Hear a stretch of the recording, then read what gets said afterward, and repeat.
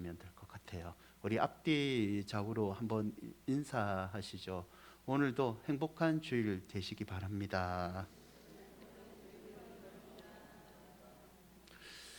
여러분, 20세기 최고의 히트 상품 중에 하나가, 저도 이것을 참 많이 애용하는데요, 20세기 최고의 히트 상품 중에 하나가 바로 포스트잇입니다. 이 포스트잇에 사용되는 접착제를 발명한 스펜서 실버라는 분이 최근에 80세 나이로 별세를 합니다. 3M이라는 회사에서 포스트잇을 만들었는데요, 3M에 따르면 실버는 1968년 연구시에 근무할 때 강력한 접착제를 개발하다가 실패를 합니다. 원료를 잘못 배합을 해서 접착력이 약하고 끈적이지 않는 제품을 만들었습니다. 이 제품은 다른 접착제와 같은 잔류물을 남기지 않고 노트 표면에 간단하게 붙였다가 제거했다가 다시 붙일 수 있는 그런 조금 신기한 요소를 가진 제품이었어요. 사람들도 흥미를 느끼죠. 하지만 쓸모를 찾지 못합니다. 왜냐하면 접착제의 성질과 반대 성질이에요. 접착제라는 것은 한 번 붙으면 잘 떨어지지 않아야 되는 성질을 가져야 되는데, 이 물건은 정반대의 성질을 가지고 있었기 때문이죠. 실패작이죠. 이 실패작으로 영영 잊혀질 뻔한 스펜서 실버의 접착제를 되살린 것은요, 같은 회사의 테이프 사업부에서 일했던 동갑내기 아트 프라이라는 사람입니다. 프라이는 매주 주일마다 이 특송한 성가대처럼요, 교회 성가대를 했습니다. 여러분, 성가대를 하면요, 그날 부를 찬송가 페이지를 잘 찾아야 됩니다. 그래서 잘 찾기 위해서 종이를 늘 끼워뒀어요. 하지만 이 종이가 자꾸 빠져나가서 찾아야 될 시간에 원하는 페이지를 찾지 못해서 자주 허둥거렸답니다. 이 불편함을 해소하기 위해 고민하던 프라이는요, 1974년 어느 날 자기의 동료인 스펜서 실버가 만들었던 접착제를 생각합니다. 그 접착제를 종이에 바르면 쉽게 붙일 수도 있고 다시 뗄 수도 있다고, 찬송가 책이 찢어지지 않을 거라고 생각을 합니다. 아트 플라이는 연구를 하죠. 마침내 붙였다가 말끔하게 떼어낼 수 있는 적당한 수준의 접착제를 바른 종이 조각을 개발합니다. 포스트잇이라는 이름을 붙여 1981년부터 판매를 시작합니다. 히트를 하죠. 지금도 많이 애용하고 있잖아요. 과거에 실패했던 이 접착제 사례를 착안해 포스트잇이라는 유익한 성공작을 만들어낸 겁니다. 여러분, 우리는 살면서 실패를 많이 경험합니다. 그리고 후회를 하죠. 그때 왜 그랬을까? 그때 잘할 걸. 여러분, 후회를 하지 않는 사람은 한 명도 없을 것입니다. 신앙도 마찬가지입니다. 신앙적으로 실패의 경험이 없는 사람이 어디 있습니까? 실패를 한 번도 해보지 않는 사람은 단 한 사람도 없습니다. 그렇게 말하는 사람은 일종의 교만이죠. 여러분, 믿음의 장점 중에 하나가 바로 실패했지만 다시 시작을 할 수 있다는 겁니다. 고린도후서 5장 17절을 보면, 그런즉 누구든지 그리스도 안에 있으면 새로운 피조물이라 이전 것은 지나갔으니 보라 새 것이 되었도다. 예수 그리스도 안에서 구원의 은혜를 받았다는 의미와 함께 죄로 말미암아 하나님을 멀리하는 실패한 생활에서 다시 하나님을 가까이 하는 은혜의 생활을 할 수 있음을 보여주는 대표적인 구절이죠. 여러분, 본문은 삼손의 최후 이야기입니다. 홀로 블레셋 30명을 죽였고요, 여우 300마리를 붙잡았고 홀로 블레셋 사람 1000명을 죽였던 이 영웅적인 삼손이 이제 홀로 두 눈이 다 뽑혀서 적 3000명 가운데서 조롱을 당하고 있습니다. 삼손의 무력과 비참함은요, 사사기 16장 25절에서 알 수 있는데요, 25절을 보면 블레셋 사람들이 삼손을 불러다가 우리를 위해 제주를 부리자라고 조롱을 합니다. 이 블레셋의 조롱 앞에 삼손은 예전과 같이 맞대응하지 못합니다. 그냥 무기력하게 그들이 원하는 재주를 부리게 되죠. 여러분, 삼손은 나시린입니다. 나시린은 하나님의 명령에 따라 움직이며 행동하는 사람입니다.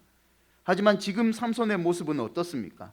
하나님의 명령이 아닌 블레셋 사람들의 명령에 따라 그저 움직이는 무기력한 존재가 되었습니다.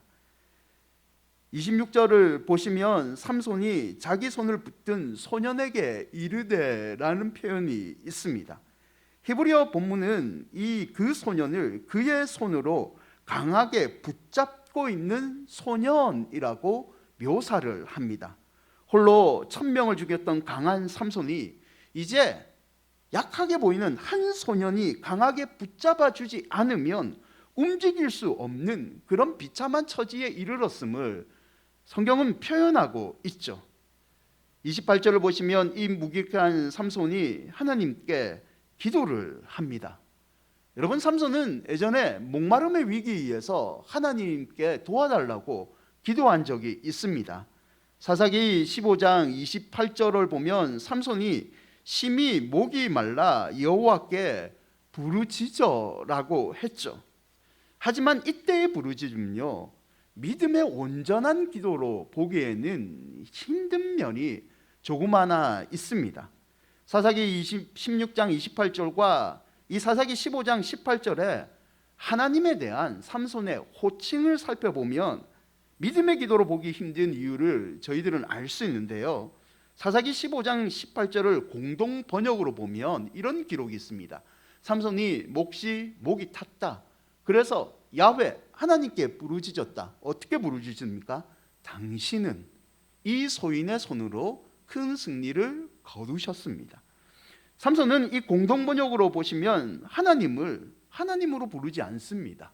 여호와로 부르지 않고 당신이라는 존칭으로 부르고 있죠. 여러분, 그러나 오늘 저와 여러분이 읽은 16장 28절에는 삼손을 하나님을 부를 때 당신이 아닌 주 여호와로 부르고 있습니다. 이제 삼손은 원래 불러야 될 하나님에 대한 믿음으로 주 여호와라고 하나님을 자신의 인생의 주인으로 인정하고 부르고 있는 거죠. 여러분, 기도의 내용은 두 가지입니다. 나를 기억하옵소서. 삼손은 구약에서 여호와께 기억이라는 단어를 사용할 때는 하나님께서 나를 구원해 주십시오라는 목적을 알고 있습니다. 그래서 그는 지금 비참한 자신의 지경에서 하나님, 나를 기억하셔서, 나의 부모를 기억하셔서, 내 조상을 기억하셔서 나를 구원해 주십시오라고 간구하고 있습니다. 또한 기도를 할 때 이번만 나를 강하게 하사라는 기도의 내용으로 부르짖고 있습니다. 그 이유는 두 눈을 뺀 원수를 단번에 하나님 갚을 수 있도록 이번만 도와주십시오라고 부르짖고 있죠. 여러분, 삼손의 이 기도에서 우리는 이번만, 한 번만이라는 부분을 주목할 필요가 있습니다. 삼손은 하나님 한 번만 은혜를 베풀어 주십시오라고 기도를 하고 있습니다. 하지만 이때 구원을 갈구하는 이 한 번만의 표현은 자신의 안위를 위한 기도가 아닙니다. 목마름 외견에서 나를 살려주십시오라는 기도가 아닙니다. 그 이유를 우리는 사사기 16장 29절과 30절을 보면 알 수 있는데요, 삼손이 이번만, 한 번만 도와달라고 기도한 다음에 이렇게 얘기합니다. 하나는 오른손으로 껴 의지하고 삼손이 이르되 블레셋 사람과 함께 죽기를 원하노라.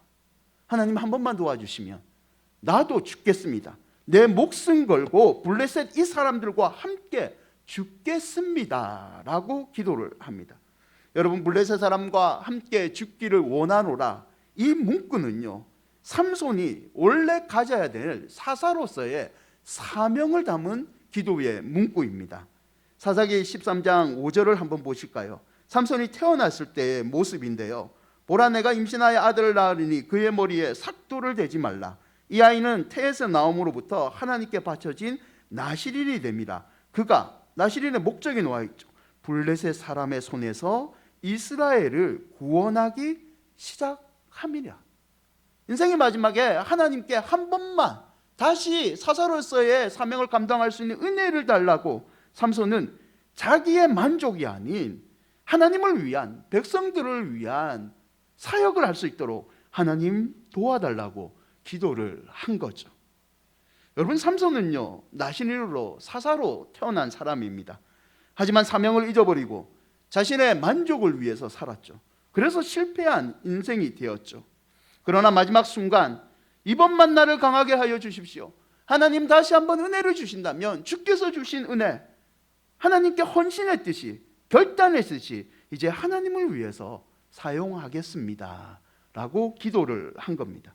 하나님이요, 이 삼손에게 다시 한번 사사의 사명을 완수할 수 있는 기회를 주십니다. 사사기 16장 30절인데요, 함께 읽어볼까요? 삼손이 이르되 블레셋 사람과 함께 죽기를 원하노라 하고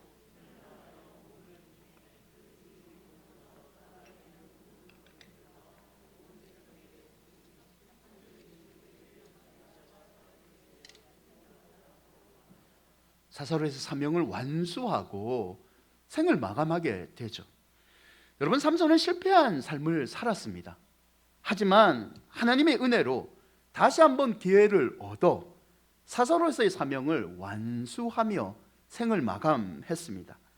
실패를 겪고 그리고 올해 실패를 겪어야 되는 우리에게도 여러분, 삼손에게 주신 이 단 한 번, 다시 한 번의 하나님의 은혜가 필요합니다.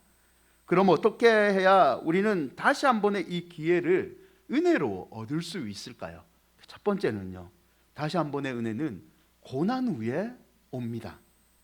삼손은 보이는 대로 자신의 만족을 채우며 살아갔습니다. 특히 여자의 유혹을 이기지 못한 사람이죠.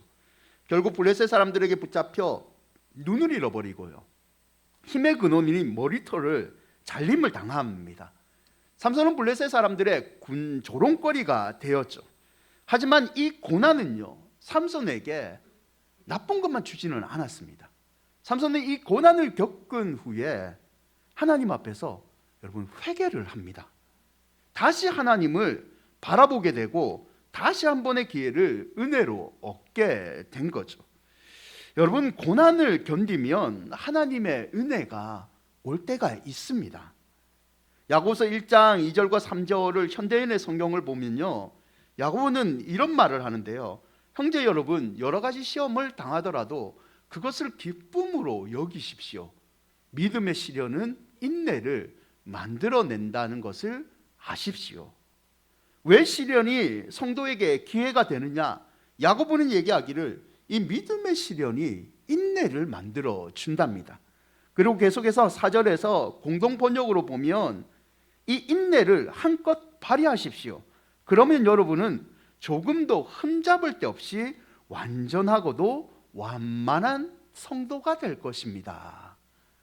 여러분, 인내를 얻게 되면 우리는 조금도 흠잡을 데 없이 완전하고도 완만한 성도로 만들어진다는 거죠.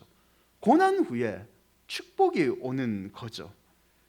욥도 영안이 열리고 나서야 비슷한 고백을 하는데요, 욥기 23장 8절과 10절을 보시면, 그런데 내가 앞으로 가도 하나님이 아니 계시고 뒤로 가도 보이지 아니하시며 그가 왼쪽에서 일하시나 내가 만날 수도 없고 그가 오른쪽으로 돌이키시나 배울 수도 없구나. 그러나 내가 가는 길을 그가 하시나니 하나님이 나를 단련하신 후에는 내가 순금같이 되어 나오리라. 온갖 고난과 시험을 통해서 내가 앞과 뒤를 어디를 찾고 하나님의 도움을 요청했지만 하나님 나를 만나주지 않아서 힘들었지만 이 고난 때문에 내가 순금과 같은 믿음을 가지게 되었다. 욥은 이것을 고백하고 있습니다. 여러분, 때론 하나님은 온갖 시험을 통하여 자기 백성들을 훈련시킵니다. 고난으로 믿음을 단련시킨 후에 하나님은 우리를 축복하시고 승리하는 길로 이끌어 주시죠. 그가 나를 단련하신 후에는 내가 순금같이 되어 나오리라. 아멘. 여러분, 순금 같은 은혜를 받기 위해서는 그가 나를 단련하시는 이 고난을 믿음으로 견디셔야 됩니다. 다시 한 번의 은혜는 고난 후에 온다는 것을 잊지 마시기를 바랍니다. 두 번째는요, 이 다시 한 번의 은혜는 천천히 옵니다. 사사기 16장 22절에 삼손의 비참한 지경을 표현한 표현 중에 재미있는 표현이 하나 나오는데요, 그의 머리털이 밀린 후에 다시 자라기 시작하느니라. 여러분, 문자적으로 삼손의 머리카락이 자라났다, 자라나기 시작했다는 의미입니다. 동시에 하나님께서 회복을 시키는 과정이 시작된다는 것을 암시하는 표현입니다. 여러분, 삼손의 힘의 근원은 무엇입니까? 머리카락입니다. 머리카락. 그러면 이 머리카락은 누가 주신 겁니까? 하나님이 나실인의 특권으로 삼손에게 주신 겁니다. 그래서 머리카락이 다시 자라기 시작했다는 것은 하나님과의 영적인 관계가 회복되었다라는 의미이죠. 여러분, 머리카락은 그런데 한순간에 자라지 않습니다. 천천히 자라는 것 아니겠습니까? 그래서 회복이라는 것도 하나님과의 영적인 관계도 천천히 온다는 의미이죠. 우리 모두는 실패를 경험합니다.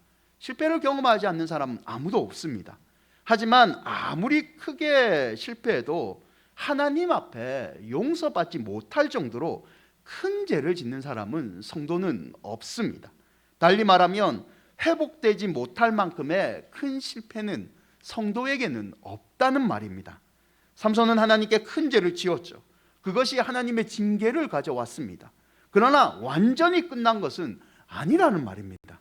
여러분, 하나님은 삼손을 회복시키기로 작정하시고 오랫동안 준비를 하십니다.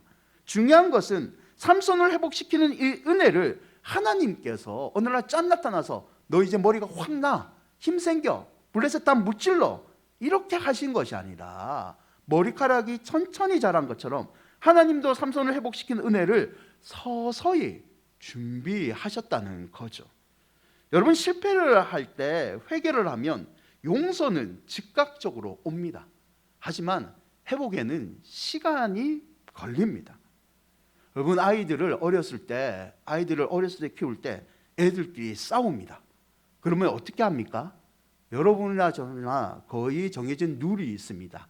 자, 이리 와. 자, 서로 마줘봐. 째려보지 말고. 째려보면 밥 안 줘.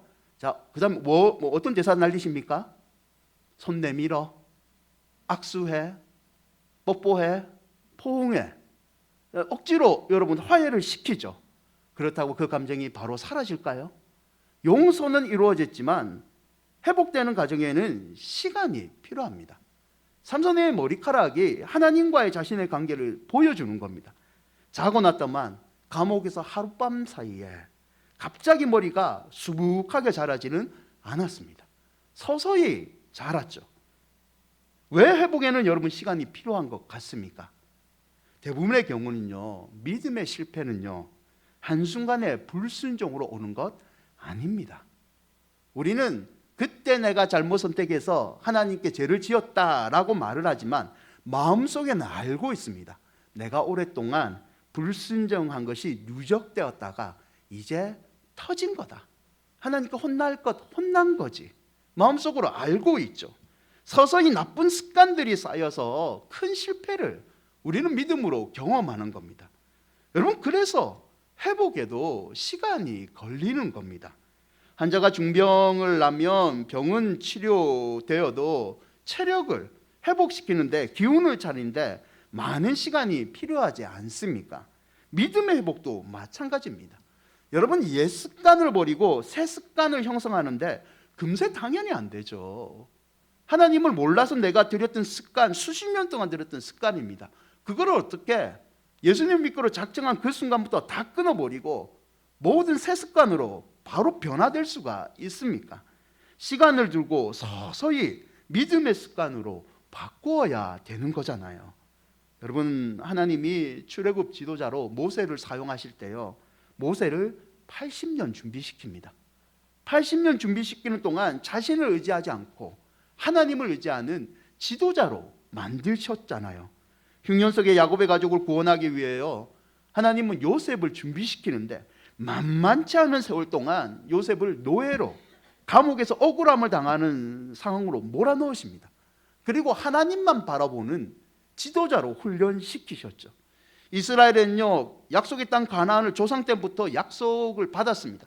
하지만 출발한 다음에도 40년 강야 여정을 거친 후에 믿음이 단련되었을 때 하나님은 가나안 땅으로 들어가도록 만드셨습니다. 결국 다시 한 번의 은혜는 우리의 기다림을 필요로 하고 있습니다. 하나님이 회복시킬 때까지 우리는 믿음으로 기다려야 되는 거죠. 예레미야가 3장 24절에서 26절인데요. 함께 한번 읽어볼까요? 내 심령에 이르기를 여호와는 나의 기업이시니 그러므로 내가 그를 바라리라 하도다.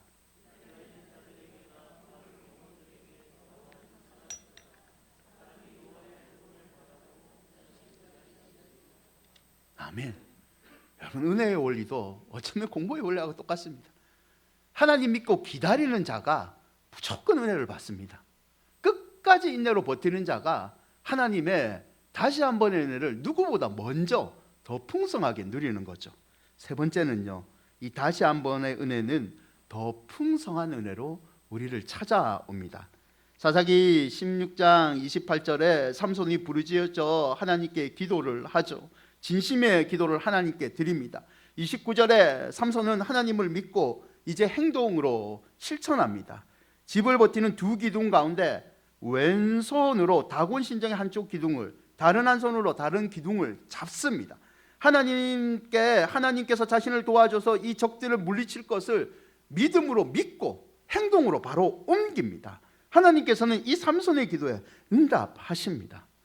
여러분, 삼손은요, 하나님이 주신 힘과 능력을 올바른 곳에 사용한 사람이 아닙니다. 눈에 보이는 대로 자기의 만족을 위해서 썼던 사람이죠. 하지만 믿음의 시련을 겪은 후에 그는 온전히 하나님을 의지했습니다. 그리고 축복을 받죠. 어떤 축복이냐? 사사기 16장 30절을 보시면 사사로서의 사명을 크게 감당하는 더 큰 축복을 받습니다. 삼손이 죽을 때에 죽인 자가 살았을 때에 죽인 자보다 더욱 많았더라. 사사로서의 사명을 고난 겪은 후에 더 풍성한 축복으로 삼손은 받았다는 구절 아니겠습니까? 여러분, 우리가 실패했을 때에도요, 하나님은 성도인 우리 옆에 항상 가까이 계십니다. 가까이 계신 하나님은 우리를 다시 붙들어 믿음으로 일으켜 세우신 다음에 우리를 사용하시는데요, 우리가 믿음의 표현을 보이면 예전에 요만큼 썼다면 이제는 이만큼 더 크게 사용하시는 거죠. 믿음에 단련시킨 후에는 승분같이 나오라는 표현처럼 예전에는 요만큼의 축복을 줬다면 이제는 믿음의 눈이 열렸기 때문에 이 정도 축복을 감당한 그릇이 되었기 때문에 고난을 단련된 그 믿음을 보시고 우리에게 더 풍성한 은혜를 베푸시는 분이죠. 여러분은 2023년 여러분 어떤 삶을, 성도로서의 삶을 살기를 원하십니까? 혹여나 실패를 경험할지라도 여러분 믿음을 잃지 않으시기를 바랍니다. 그리고 그 믿음 잃지 않았을 때 하나님께서 내 삶 가운데 소위 내 상상 속에 있던 기적이라는 신앙의 결과물이 여러분 삶 속에 눈으로 나타나고 입으로 찬양하는 그런 복된 한 해가 되시기를 주님의 이름으로 축복드립니다. 여러분, 말씀을 맺고자 합니다. 생명의 삶이라는 정기 가물에 실린 글을 인용함으로 말씀을 맺고자 합니다. 여러분, 김연아 선수가 피겨스케이팅 세계 정상에 오른 사람이잖아요.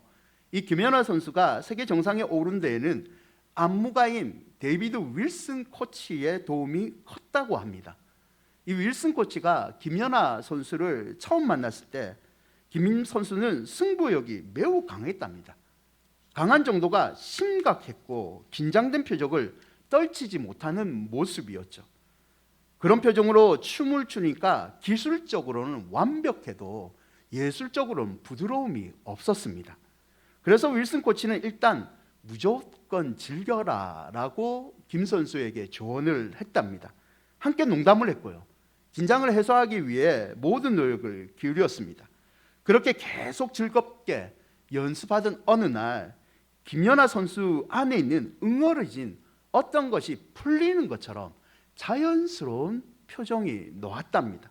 그 후의 결과는 우리가 다 아는 바와 같습니다. 김연아 선수만큼 피겨 선수를 하면서 여유롭고 아름다운 얼굴의 표정, 그 아름다운 선을 가진 선수는 없다라는 극찬을 받게 되죠. 훗날의 윌슨 코치는 이런 말을 합니다. 저는 단지 그녀 스스로가 즐기는 법을 터득하도록 도왔을 뿐입니다. 여러분, 성도는요, 하나님이 이미 허락하신 승리를 믿고 불멸의 기쁨을 누리는 존재입니다. 이 기쁨은요, 세상이 알 수 없고 오직 하나님이 우리에게 가르쳐 주신 영원한 기쁨입니다. 세상 사람과는 달리 성도는요, 환경의 지배를 받는 사람이 아닙니다. 환경의 지배를 받지 않기에 무슨 일을 하든지 마음속에 행복을 누릴 수 있는 사람이 성도입니다. 하나님께서 이런 특권을 주셨죠.